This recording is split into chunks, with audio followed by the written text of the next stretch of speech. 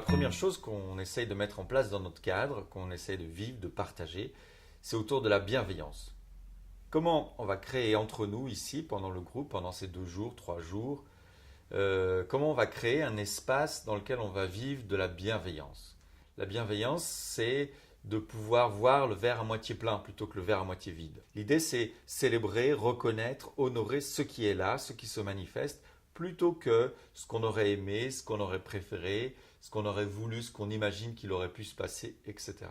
C'est plutôt voir ce qui est là.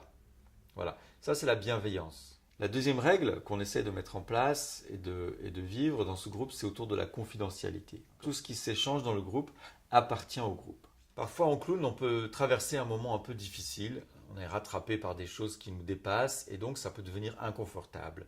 Et là, à tout moment, on a la possibilité de dire stop, d'arrêter le jeu. Je vous rassure, ça arrive très rarement, mais de le savoir, ça crée de la sécurité et de la confiance. Et c'est ça le but du jeu des règles.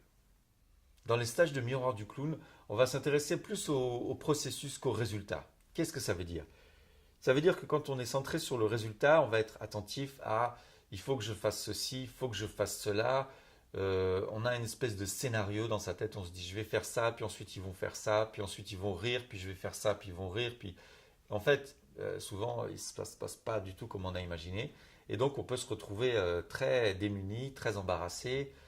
Donc, ce n'est pas la bonne voie. La voie, c'est plutôt d'être attentif à qu'est-ce qui se passe pour moi ici et maintenant, quel est le processus que je suis en train de traverser, d'avoir la conscience de ce processus et de partager ce qui m'arrive, ce que je suis en train de vivre, de le partager au public et de créer ainsi la relation entre le clown et le public. Alors, pour autoriser les clowns à aller dans leur folie, dans leur démesure, on va créer un cadre très clair. Et ce cadre, c'est un espace de jeu qui est délimité par une corde. Alors évidemment, les clowns ont la possibilité de transgresser, ils adorent ça d'ailleurs, mais c'est important, c'est qu'ils notent que ce soit une transgression, c'est-à-dire ils le conscientisent, c'est jouer dans la relation avec le public. Et la deuxième chose, c'est que voilà, ils ont un nez, donc on les reconnaît, et du coup, ça nous sépare, ça sépare la personne du personnage, la créature du personnage, hein, la créature du créateur, voilà. Ça nous sépare. Et cette séparation-là, elle permet la liberté du clown, la folie, l'hystérie.